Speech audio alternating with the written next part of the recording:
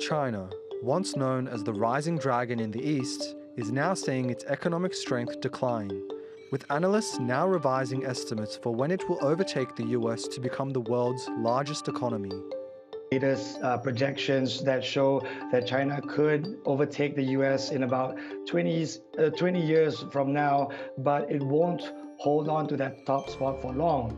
China last year missed its fourth quarter GDP growth estimates, clocking 5.2% instead of the forecast 5.3%. The property sector, which contributes almost 30% of the country's GDP, experienced one of its sharpest declines last year.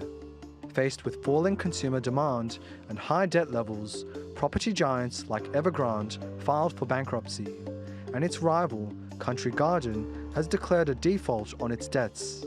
The value of new home sales among the 100 biggest real estate companies fell 34.6% year-on-year in December. But analysts say economic problems in China were simmering long before the COVID-19 pandemic of 2020. Even before the pandemic, China's economy had been maturing.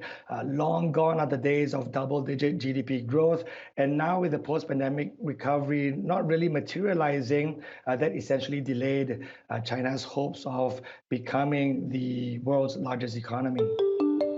Shadow banking in China is crucial for firms to access credit outside of the formal banking system, helping prop up sectors like manufacturing, construction, and mining.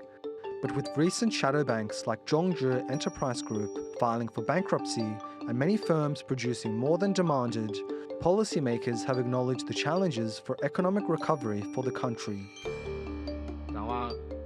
Looking ahead to 2024, we also need to see that the current external environment remains complex and severe.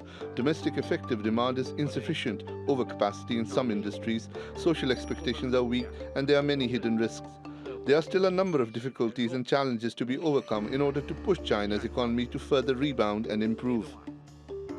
China's debt to GDP ratio, or total debt as a percentage of gross domestic product, has also reached a record high, climbing to 286.1% in the fourth quarter of last year, as Beijing tries to expand credit into manufacturing and infrastructure to deliver nominal GDP growth targets of roughly 4 to 5%.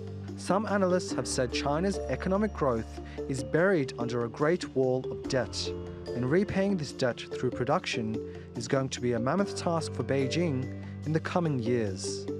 Emre Boz, TRT World.